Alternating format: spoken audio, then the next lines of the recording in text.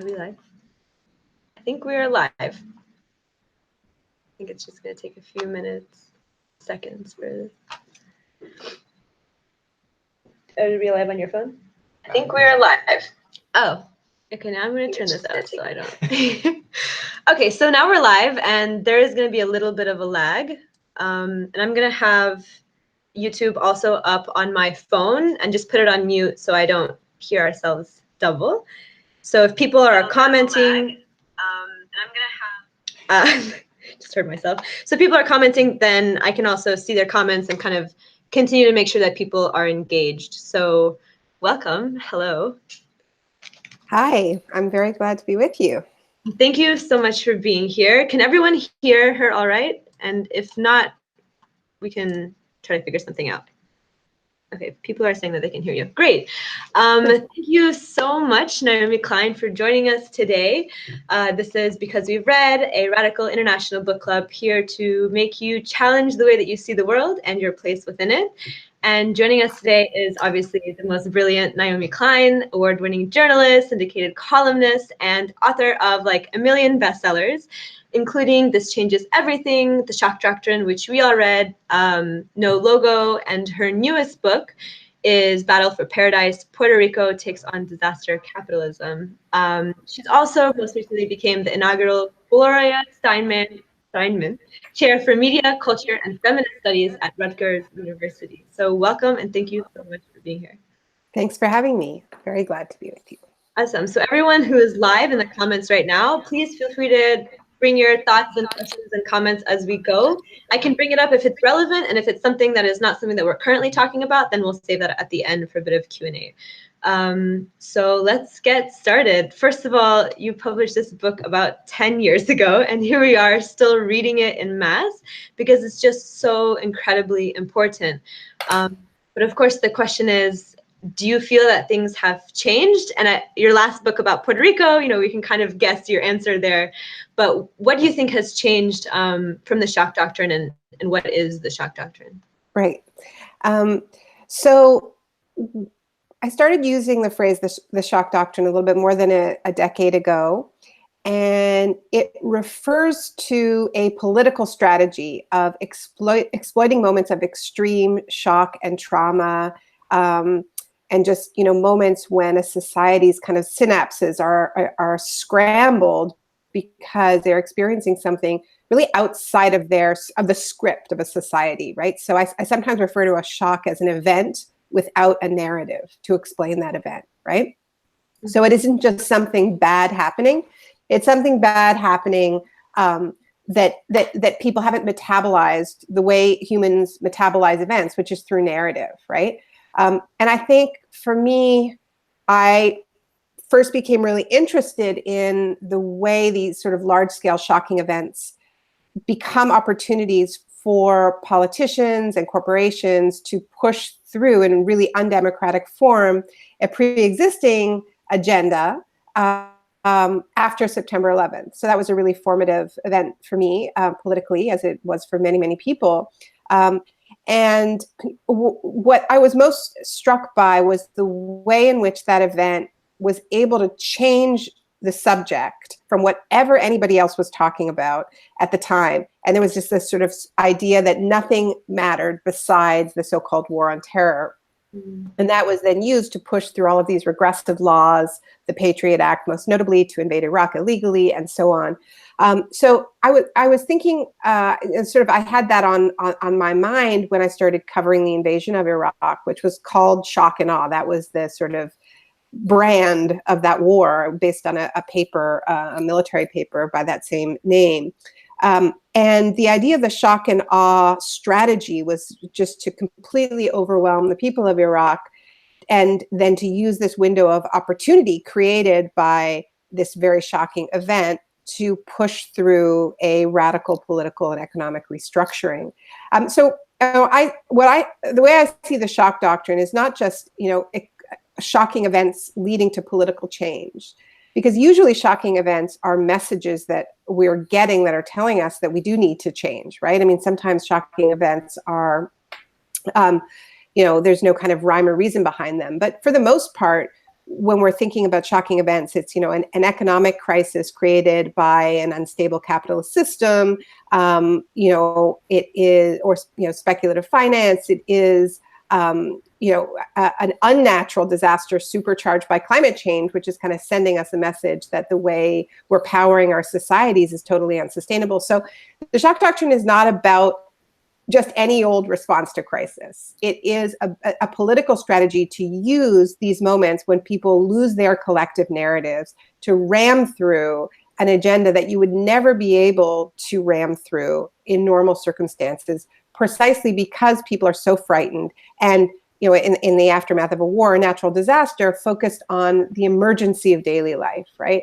So Puerto Rico is a pretty classic example of what I mean by the shock doctrine, because of the failure of the response to the hurricane, and the strength of the hurricane itself.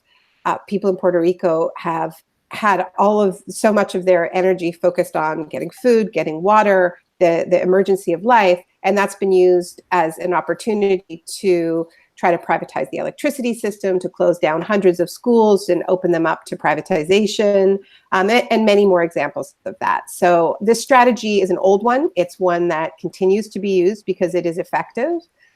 And I would say that the biggest change since I wrote The Shock Doctrine is that more people are aware of the strategy and have been developing counter strategies of resistance. And the sort of first phase of that resistance was just kind of naming and shaming and saying no to the strategy. And the phase that I hope we are really solidly in now is people understanding that it isn't actually enough to just say, no, don't do that. But there has to be a counter response that is a true a true diagnosis of the root causes of crisis and an alternate path out of crisis. So I would argue that in Puerto Rico, Puerto Rican civil society has organized itself in really extraordinary ways to not only say no to the shock doctrine and disaster capitalism, but to put forward democratic and people-driven alternatives that get at the root causes behind their economic and ecological crisis. Mm-hmm. Thank you. And you actually you wrote the book on that as well. No is not enough. It's not a book that you wrote that is absolutely brilliant about demanding more than just a no, but actually working towards systemic change. And that actually takes me to my next question about, this book has been really shocking for everybody, everyone's comments, just through reading it throughout all the chapters, everyone is saying that it's not only just a very intense read, it's just a really difficult read. Just in terms of they feel that their whole senses of the world is collapsing. And so I do definitely in this time with you also want to talk about the resistance aspect of it as well. And I think that's where I think we can use the anger and frustration and the pissed off feelings that we feel to really challenge and move forward from that. And so you also, with The Intercept, put out a 5-step plan to resisting the shock doctrine. Would you like to briefly go over what that is? I also have the 5. First, I'm going to try to make the dinging stop from WhatsApp while we're talking. Okay. I can even hear it, so that's totally okay. All right. Can you repeat the question? Just that last part. The 5-step plan of resisting Trump's shock doctrine. Right. So, one of the reason why I wrote No is not enough is because I was really disturbed that there was this very strong narrative after the election about how shocking Trump was, right? And I think for people who have read and have paid attention, Trump really that shock somewhere, right? He is a outcome of many pre-existing forces and trends in the society, a logical outcome of those trends, right? Whether it's the idea that we should outsource democracy plutocracy to billionaires because by being rich, they've proved that they know everything about everything. And that's not an idea that's unique to Trump. I mean, like we see this sort of philanthro-capitalist model coming from people like Jeff Bezos and Mark Zuckerberg, and this, or even the idea that Oprah is the answer to our political problems. It's sort of like we need a billionaire to save us. And so that's one of for president hashtags. I could not. One thing right, and then you should be president. Because the bar is so low. The bar is very low. So and also just the celebrity culture itself, and reality television, and pro wrestling, and white supremacy, and the subject of my first book, which is the rise of these branded people, and Trump is that too, right? He is a man who is a brand. He has a family of sub brands, and so I wanted to place Trump in historical context, and I think that's a really important. That's the most important sort of kind of shock resistance, is to just get the hell out of shock, right? Like stop telling yourself that this is a bolt from the blue, because there's no such thing as a bolt from the blue. 9/11 wasn't a bolt from the blue, right? And this is and I think people understand this intuitively, because even though the sort of public mainstream narrative after 9/11 was, like people talked about pre 9/11 and post 9/11 thinking, as if this was an absolute rupture, in the narrative. And we were rebooting post 9/11 with an entirely sort of blank slated brain, right? Which is so dangerous. But what was interesting is that there was a run on Noam Chomsky books after 9/11, where people were really hungering for any kind of analysis that would put that event into historical context, like into a story that people could understand. And so that's the most important thing is to just get the hell out of shock, because when you're in a state of shock, you're vulnerable. So you have to get those narratives, get your feet on the ground. And also, I think knowing history helps a lot. Knowing the historical precedents for something, for moments when people have successfully resisted shock. And in that little video I made for The Intercept, which maybe we can share the link, I use a couple of examples of societies that faced a very shocking event, like a terrorist attack in Spain, a massive economic crisis in Argentina, where rather than going into this passive father's knows best state of, because a state of shock is a regression, is a state of regression, and we become childlike. We want daddy to save us. So it's just like, it's not a good place to be. So now I hope you don't hear my dog barking too much. Do you hear my dog barking? I feel like I should go find out what's bothering her. Anyway, I'm easily distracted, as you can see. And I think, so what are the other stages? Following the money is a really important stage. One of the really, I think what we're seeing with Trump is something different. It isn't like the singular shocking event. It's the everyday shocks. He's just like this shock machine, and we're always chasing the latest shocking event. And they are shocking, right? I mean, what's going on now with Brett Kavanaugh is really, really shocking. But the danger of Trump's madness is that what's happening with the economy right now. What are the four Goldman Sachs guys in charge of the economy pushing through while everybody is focused on Brett Kavanaugh, right?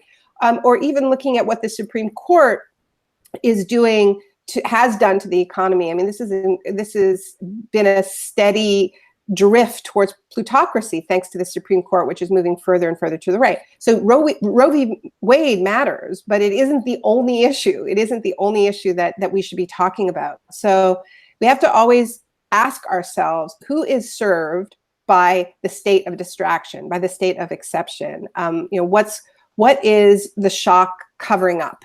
And my work as a journalist has really been about that. When I went to Iraq after the invasion, almost every journalist was understandably covering the war. And what I was covering was the attempts to create this sort of corporate utopia in Iraq, and this rapid fire economic restructuring that was happening, which I wrote about in the Shock Doctrine, and you guys read. So, these are some of the things that we need to do to resist these strategies. But the most important one I've come to understand is having that alternative. As you know, those of you who read the book, or even read just the first few pages of the book, I rely, I often cite this Milton Friedman quote, only a crisis, real or perceived, produces real change. And when that crisis hits, the change depends on the ideas that are lying around. That, I believe, is our basic function, right? And he goes on, and that's been the role of these incredibly well-funded right-wing think tanks all of these years, has been making sure that there are ideas lying around and ready to go whenever that opportunity opens up. And so I think the left needs to have its own ideas lying around. I was tickled when I started to hear that women who are part of the Time's Up movement after the Weinstein scandal broke started talking about disaster feminism and using that opening around Me Too to not only create a space for people to testify and share stories, although that's incredibly important, but to win structural change. Now, the structural change that they were focused on, a lot of it was focused on Hollywood itself, which I think is important, but not the major structural change that we need to be focusing on. But I like that idea, and I think we should be thinking about it now in the Kavanaugh moment of what are our ideas lying around, our big structural changes that we want to be advancing in this moment. Mm-hmm. Thank you. Yes, definitely. And I think that's something that we should be constantly thinking of, is like, when can we bring up these imagined ideas and bring in our actual imagination, the world that we want to see, and like, how can we fit that in to where we are? But I think that also takes me to my next question about, do you think people are getting apathetic as well? Like, what is the role of apathy right now? Also with shock. So like, I never imagined that Trump would be so normalized as well. So like, everyone's normally he's no longer a shock in some senses. Right.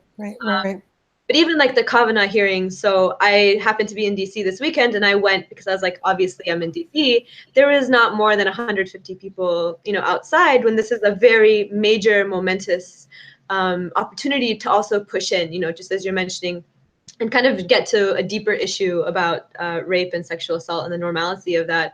But even as a community organizer, I often see that we also try to bring in an element of shock, or just this talking about like the extravagance of human rights violations as a way to encourage people to change.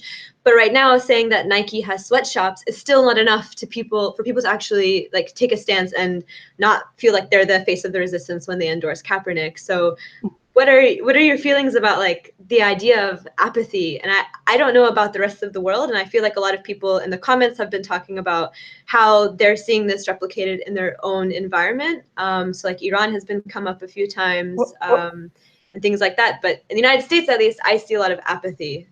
Mm-hmm. Well, I'd like to hear about some of those comments. Do you want to share some of them? Yeah. So someone is saying that Mayor Moremi says, it is a while I'm thinking of what is happening in Iran as an example of the shock doctrine. I'm so curious to hear more about that. And someone's saying that it's a great compliment to covering Islam, which we also just read, as the mass media coverage and the shock doctrine work in tandem, as well as, right, the Indian subcontext. And demonization is also resonating with people as well. In India. Yeah. So Yeah. I mean, you and I talked about this a little bit, Hoda. I see my work, and I think particularly with the shock doctrine, that obviously I report and research. But I think that the work that I do is really about pattern recognition, right? Of recognizing commonalities and patterns in the way power expresses itself, right? And in recognizing patterns, I'm not saying that it is this sort of airtight formula that expresses itself absolutely in exactly the same way in every single place, right? The way the shock doctrine expresses itself in a European country like Greece is similar but different to the way it expresses itself in an actual colony like Puerto Rico, where you have a shock like a hurricane as well as a debt crisis, and that has a lot in common with many other countries. But in addition to that, you have 5 years of colonialism, and it is ongoing. So what I try to do with my work is give people tools to consume the news much more critically, and to be able to find their own patterns, right? Ever since I finished the Shock Doctrine, I've been hearing from people going, you should have had a chapter on Lebanon. You should have had a chapter on, I did have a chapter on Lebanon, but you should have a chapter on Turkey. You should have had a chapter on Puerto Rico. In the end, I wrote a little book about Puerto Rico, but I always say, you write it. Like my job is to give folks some tools that definitely need to be fine-tuned, and updated and corrected. But my hope is that it would be useful for people in whatever context they are in. In terms of Iran, I am really struck, and I wrote about this in No It's Not Enough, that one of the things we really need to watch with the Trump administration is this isn't new, but this administration is just soaked in fossil fuel money and interests. And I say it's not new because this has certainly been true of pretty much every US administration before it, particularly Republican administrations in recent years. And it's certainly true of the Bush administration. Some people usually don't remember that Condoleezza Rice had an oil tanker named after her by Chevron before she was Secretary of State. I always find that little detail very interesting, or Dick Cheney coming directly from Halliburton, right, as CEO, which is the world's largest oil service company, and then lands, what was it, a $40 billion contract after the invasion of Iraq. It's worth remembering, because as bad as the Trump administration is, it has still never done anything quite that outrageous, right? Which is why it is important to interrogate this idea that this is the most shocking thing we've ever seen from government. And when you have people like David Frum being welcomed into the hashtag resistance, the man who wrote George W. Bush's speech declaring an axis of evil, one of the major architects of the illegal invasion of Iraq, and all of the corruption that went with it, it rings a little hollow when he gets, up in arms about Ivanka's, handbag profiteering, right? Which is like pretty minor compared to the profiteering that we saw. And don't quote me out of context here. I'm not saying any of it is okay, but there's an incredible amnesia, right? And that's why it is so important, that this is a movement of people reading and trying to put events in context, because we're absolutely lost without it, right? And this is part of what we're dealing with is, it shouldn't be so exceptional to read books, but it is becoming more and more exceptional. And we're receiving information in such a fractured way, which I really firmly believe is scrambling our brains, because we are creatures of narrative, right? And, just that process of sitting down and reading a book where the author has put, years of effort into organizing information in a way that makes sense, which is not to say that it's perfect, but to try to build a narrative, right? That helps our brains. Whereas if you're reading your Twitter newsfeed, you're dealing with free association. Your brain is literally being scrambled. And so, you mentioned Nike and Kaepernick, and I was really grateful for your tweet, which I think I retweeted, just reminding people that this was not, some benign company out there, and that we might like their Kaepernick ad, and we might be able to acknowledge that, in a certain political context, this may be helpful, in shaming the NFL, in getting some money to Colin Kaepernick, who I've got a huge amount of respect for. But we can observe those things while still keeping our brains about what this company is and what it does in the world. It is possible to do that, and it is necessary to do that. And if the left can't do that, if all the people proclaiming themselves woke can't do that, we are in deep trouble, like really, really deep trouble. Definitely. Yeah. I very much feel that. And I think that it's also one struggle that I also have noticed that I wanted to discuss with you as well, is that I think one aspect of shock, and like the constant shock that also is very problematic to the left, is that we also silo ourselves in terms of like what to work on. So like someone feels like, okay, I am just doing education. I just need it. Like, this is my priority. This is my, so it also works to like really, really deconstruct the left as like one progressive movement, because everything is connected, but it kind of almost silos like left-leaning and organizing movements. So what are your suggestions on I guess, challenging that feeling that a lot of people have, or things that are already happening? Yeah, I mean, it is a great question, and I think it's in many ways the most pressing one, because you asked me a question about apathy earlier, and I didn't really answer it. But my feeling is not that our biggest problem is apathy. I think our biggest problem is what you've described, which is siloing, and in addition to that, a colonization of movements themselves and our very selves by neoliberalism and the market. And I really do think we need to be interrogating social media and the way in which we are all inside the matrix, right, of these, a handful of tech companies who are now the richest companies in the history of money, right? And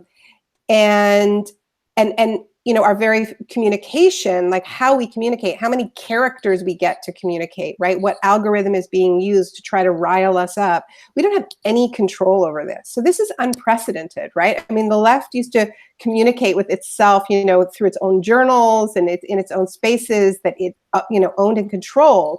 And now we are all in these corporate spaces, tweeting at each other and Instagramming at each other and so on, and, YouTubing at each other. And, so we are, we're in it. We're doing it right now, right? And I mean, this is not to say that this is bad. I mean, I do it. I use these tools, but I think that we have to, if we're going to do it, we have to be able to interrogate it at the same time. So I don't believe the problem is apathy. I think we are actually seeing an unprecedented level in my lifetime of political interest and engagement. And we've had a few recently moments of, huge scale engagement, like the Women's March, and, other, like, it is disappointing that more people aren't in DC, but, I think we may see something in the coming weeks that is huge out of the women's movement in response to Kavanaugh. But that won't be enough, right? In the sense that if we keep having, kind of issue-based, sort of episodic or spasmodic sort of expressions of outrage, it still isn't going to articulate itself as a mass movement capable of taking on the forces that we're up against, unless we're united by, I think, a coherent worldview and political project. Now, within that political project, there will still be issues, right? There will still be people who absolutely should be focused on immigration because that is their knowledge and experience and passion, and who are laser focused on violence against women or whatever the issue is, right? Because it's not about erasing every movement into some, I think that the left has sometimes made that mistake of trying to make everything about one thing. Mm-hmm. I think it's the challenge is, how do we maintain the urgency around the individual issues, but also save some energy for what is the meta narrative that unites all of these issues? What connects us, and what is and where do all of these issues fit into a coherent vision of a different world, right? And that means talking about ideology, right? And it isn't by happenstance that we find ourselves in these issue-based silos. I mean, one of the things I talked about in the Shock Doctrine was the way in which foundations kind of created the whole idea of a human rights movement, where the left used to be, right? Which isn't to say that human rights don't matter, but the idea of branding it as human rights that could be separated from economic rights, right? Mm-hmm. That was not something that came from below. It's something that came from above. And so, one of the things that gives me hope is the fact that the DSA, that Democratic Socialists of America, is growing as a political force, precisely because it's the first time we've seen in a long time a lot of young people deciding to identify with an organization that is ideologically driven, right? That is about a coherent worldview, as opposed to, I'm an environmental activist, I'm a feminist, I'm anti-racist, and I think that's it's exciting. Yeah, definitely. And right now people are asking about like identity politics. So like how identity politics fits into kind of developing this ideology without also almost erasing the complexities of like working together, or like identities that oftentimes take up more space than others.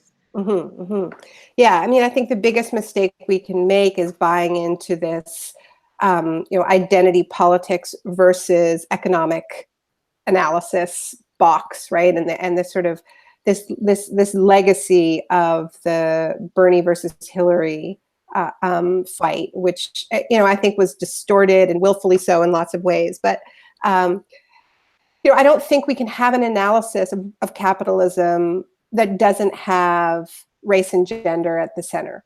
And I think we are starting to see more and more people talking about racial capitalism, talking about Cedric Robinson's phrase, racial capitalism, as a corrective to the idea that what there is in the United States can ever be separated from race. And actually, it's not just the United States, because the US capitalism was a direct outgrowth of the Industrial Revolution in Europe, right? And so the argument is a pretty straightforward one, that in the beginning of the Industrial Revolution that gave birth to modern capitalism, the two major inputs were stolen people and stolen land, stolen indigenous land and stolen African people. And so from the very beginning, you required an ideology of white supremacy that could rationalize the theft of both people and land, right? There had to be the creation of race, the creation of this racial hierarchy with whites at the top that could rationalize these massive genocides. And so it's ahistorical to separate capitalism from race in the first place. And so I think the more that we can have an analysis of the economy that we're in that tells the true story of the role of race and patriarchy, the easier it will be to build that movement that doesn't try to erase difference, but actually builds on it. Definitely. Yeah. And I think a lot of people are really resonating with this in the comments right now. Yeah, definitely talking about worldviews and ideologies behind policies. And so we're also up on the policy, we're almost erasing our idea of what that is. Yeah. And so we have about 15 minutes left. So if there are any other specific questions. Can I request a short break, Hoda? Yeah, of course. I just have to rescue my dog. I'll be right back. Sorry, it's Sunday. It's kids and dogs. And all right. Everybody else, you get your questions together. So yeah, there's a really lively conversation happening. So feel free to join. For those of you who have just joined, we are with Naomi Klein. Well, she'll be back, and we are discussing the Shock Doctrine specifically, but all of her work more broadly. Most recently, her book, Battle for Paradise, Puerto Rico Takes on Disaster Capitalism, is a really amazing, more, I guess, modern addition to the Shock Doctrine. So looking at her principles that she laid out in the framework and foundation of looking at capitalism and disaster capitalism and applying it to today's situations and what's happening right now. So we have a few questions about durable solution and ills of capitalism and agreeing on the exact implementation. Great. Okay. Hi. And you're back. That was very fast. I'm back. Here, I'll even introduce you guys to Smoke. She's really cute. She was very upset. Aww. I left her downstairs. Okay. All right.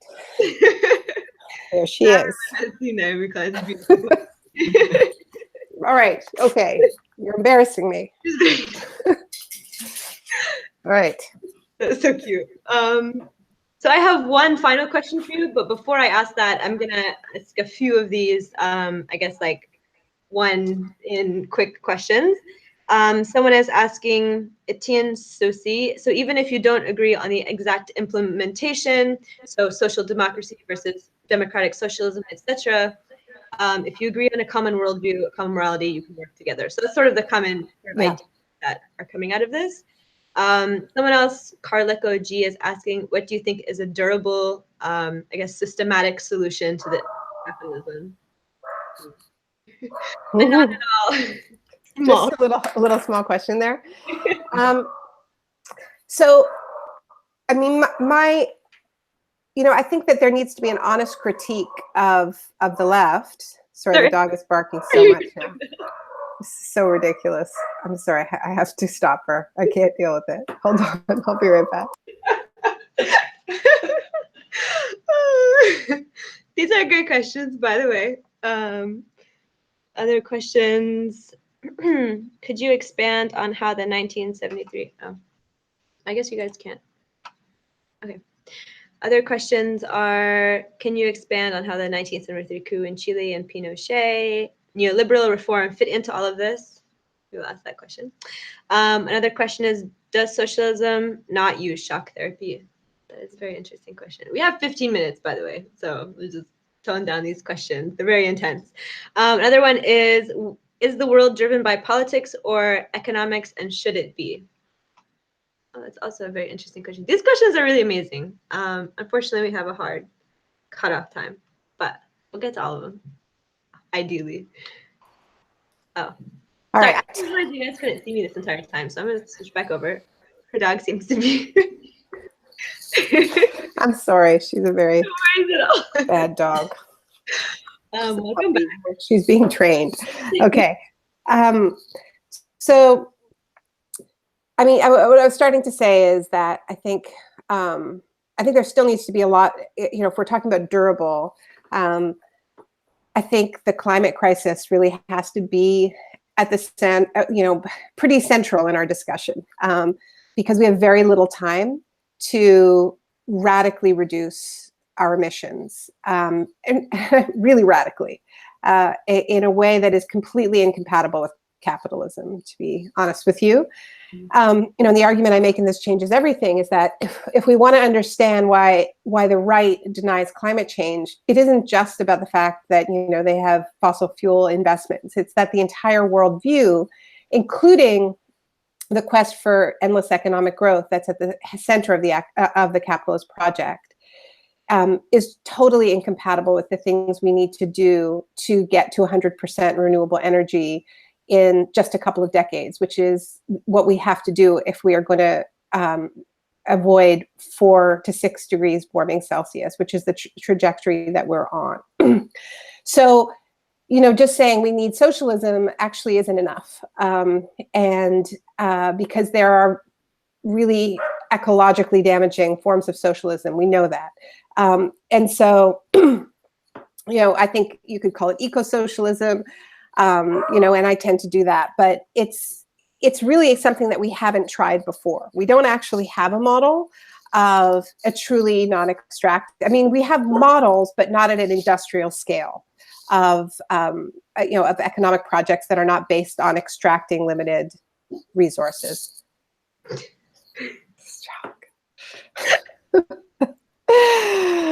Sorry. Is it coming up? Is it really loud? No, not at all. Okay. It's not a tail. It's cute. All right. Great. Thank you for that. Another question. So we're going to have one more question. Oh, there's like a million questions coming up. They're asking what the dog's name is, actually. That's the most pressing question. Her name is Smoke. She's named after the last summer's wildfires. Oh. So the last question that I asked before I get to mine is, does socialism also use shock therapy? And should the world be driven by politics or economics? Politics or economics? I think every major political ideology in history has used the power of shock to push an agenda. I think true democratic socialism or eco-socialism wouldn't use shock in the way I've described in the Shock Doctrine, which is an incredibly anti-democratic use of shock, right? The strategies that I describe in the book are using people's panic and trauma to push through policies without consent. That's at the core of it, right? So it isn't just responding to crisis, because as I said before, we have to respond to crises. We are in a time of staccato crises. We're being hit constantly by new shocking events, and it's going to get more shocking. And I think they're interrelated. I think that the rising xenophobia, white supremacy that we're seeing around the world, and it is not, as you know, it is not just a U.S. phenomenon. It is happening, in different forms, in different expressions of tribal supremacy, religious supremacy in India, in the Philippines. It is happening. It is a global phenomenon. It's one of the problems of the U.S. discourse being so inward-looking, so insular, is that it prevents us from seeing commonalities across borders and building, a truly international movement, which is, I think, when we talk about getting out of our silos, we should be careful to not just talk about getting out of our, issue-based silos in a national context. We also need to get out of our nationalist silos and not erase difference, but do pattern recognition, find that common ground that allows us to come together where we have, common interests. So what was the question again? So the second part of that question is, should the world be driven by politics, economics, or right? Yeah. So coming back to the question around, does socialism use shock? I definitely think that we, as I said earlier, I like the phrase disaster feminism. I talk about disaster collectivism, which is a phrase from a friend of mine in New Orleans, who used to be in New Orleans, named Saket Soni, who started the Workers Center there and now is a director of the National Guest Workers Alliance, and has worked with migrant laborers in many post-disaster contexts. And his take home of living through Katrina in New Orleans was, we need our own disaster collectivism. We need our own plan in moments of crisis that build a more equal society, that get at the root causes, that say, okay, there's clearly something wrong with this system. That is why we are being hit with these shocks again and again and again, where you have these cataclysmic events because of an intersection of weather-related shocks, infrastructure collapse, and white supremacy, all overlapping with each other and creating this perfect storm. We saw it in New Orleans after Katrina. We're seeing it in Puerto Rico right now. So we need responses, the left needs responses that get at the root causes of those crises and say, okay, this is really the way out. So in Puerto Rico, what's excited me, and the reason why I did this last book in a hurry, is to raise money. All the royalties in advance go to this coalition in Puerto Rico called Junta Gente, and it's an example of silo busting. I think it's a great model for what we need to see, where post-Katrina, you've got all of these different sectors, labor, including the teachers union, the coalition that came around demanding an audit of Puerto Rico's odious and illegal debt. You have agroecology, farmers who come together to revive traditional farming in Puerto Rico, which has been a site of extractive agriculture, and the agribusiness companies like Monsanto doing test crops. And part of their vulnerability that they learned in the midst of Hurricane Maria was that they were importing 85% of their food instead of growing the food in sustainable ways. And so, their port was knocked out, and suddenly there was no food except for FEMA arriving a month later with Skittles, right? And so it turns out actually that toilet paper rolls that Trump so kindly. Exactly, right. And so you have, Puerto Rico has some very strong farmers organizations who have been making the argument for a long time that Puerto Rico needs to switch to a different model of feeding itself through agroecological methods that have preserved traditional farming techniques, indigenous farming techniques through the generations despite enormous pressure. So that's one example. Also movements of that have been arguing for a long time that Puerto Rico needs to move to decentralized, community-controlled renewable energy, right? So getting at both the economic inequality, the political injustice and inequality of colonialism, bringing power to the grassroots, bringing power to people, real energy sovereignty, food sovereignty, but also political sovereignty. So that's an example, a really good example. And I could go on and list, I mean, there's 60 orgs, people should look into it, of, I think, the kind of, you could call it disaster socialism or disaster collectivism, but not, it's not about using crisis to push people out of the way and ram through your agenda. It's the exact opposite. What they've been doing is having town hall meetings, across the archipelago to try to collect people's wisdom and to build a mandate from below. It's the mirror opposite of that tactic, but it is a radical response to crisis, because I would never argue that we shouldn't be responding to the crises we're facing. We need to respond in a big hurry. Mm-hmm. Thank you for that. Yeah, that's a really beautiful example that I think a lot of people will probably really find helpful. The last question that I just want to ask, it may be a little bit more, so a little bit like off of topic from capitalism, and a little bit more personal, but you've seen so much catastrophe. Like, you've been everywhere, catastrophic, you've seen it, you've done the research. It's hard to read this book, let alone like having to sit through these interviews. What grounds you, and how do you like stay still being able to like push these really important messages? Do you emotionally disengage? Like, how do you stay on top of it? Yeah, I don't emotionally disengage. And Shock Doctrine was a really hard book to write. It's definitely not my most optimistic book. And since I wrote it, I have been focused more on the need to do more than just call this out and say no to it. That's part of it. It's just the first step. And so what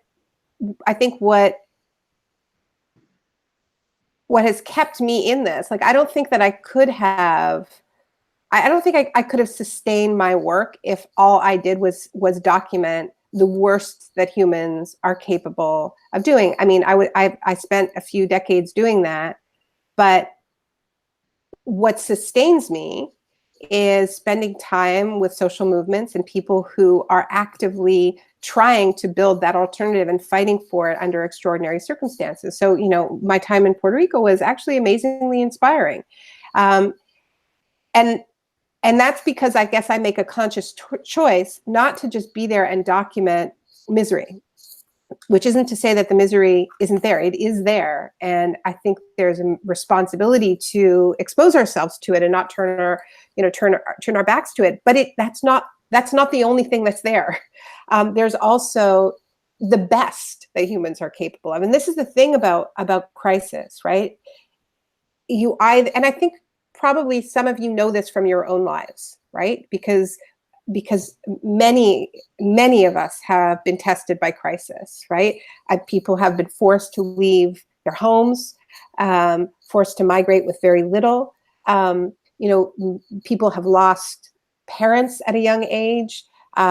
People have suffered trauma in their lives. And I'm sure that is true of people who are listening to this right now.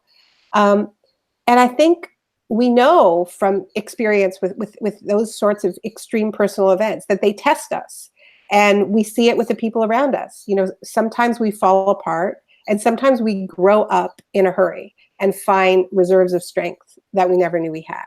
And I guess a big part of what I've learned from that exposure to people in these moments where they are being tested, right? Whether it's Sri Lanka after the tsunami or Iraq after the invasion, is you see both. You see the absolute worst that people are capable of, and you see just the most extraordinary capacity for generosity and solidarity. And so I think if I was just kind of like a disaster tourist, just focusing on the horrible stuff, right? I don't think I'd be able to still be doing this. I think I would just believe that humanity was just too bleak and awful, and there was no way out of it.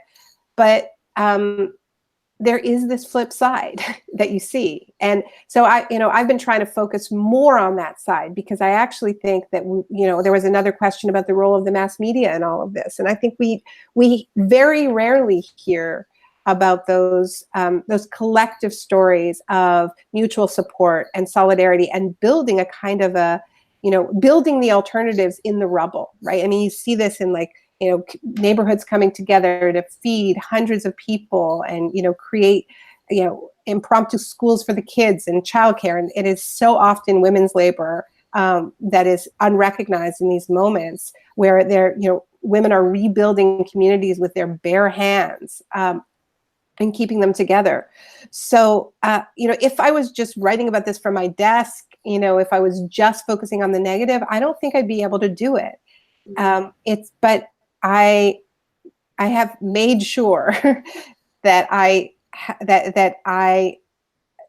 also have these really immersive, amazing, inspiring experiences with people doing these, at the center of these extraordinary movements. So that's what keeps me in it. Also, as you saw, I have a fluffy dog, and a really hilarious 6-year-old, and it's a juggle, as you have literally seen today.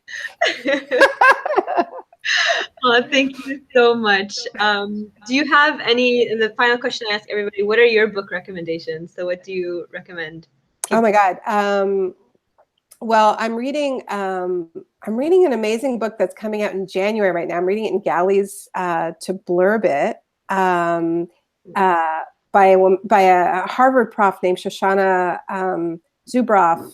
Did I say her name right? Okay, now it sounds like my roof's about to fall in. And it's about surveillance capitalism. I think it's called The Age of Surveillance Capitalism. And I think it's going to be one of the most important books of 2019. It comes out in January 2019. So keep your eyes open for that. Sorry? That sounds amazing. Yeah, it's really important. It's about the way we're putting ourselves under surveillance voluntarily. And a really deep interrogation of this matrix that we are finding ourselves in, and so that's had a big impact on my thinking as I've been reading it recently. And another new book that's going to be coming out that I just read a really good book about Standing Rock.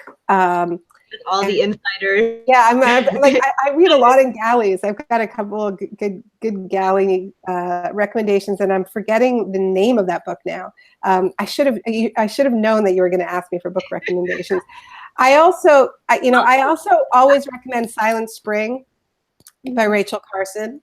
If you want to go further back, I think that she is such an extraordinary writer about the natural world, but it's a profound critique of industrial capitalism at the heart of it, and brute force engineering. So yeah, that's a really important book to me. I think the best book about the invasion of Iraq is Anthony Shadid's Night Draws Near. Mm-hmm. Yeah. And I'm also reading Barbara Kingsolver's new novel in galleys.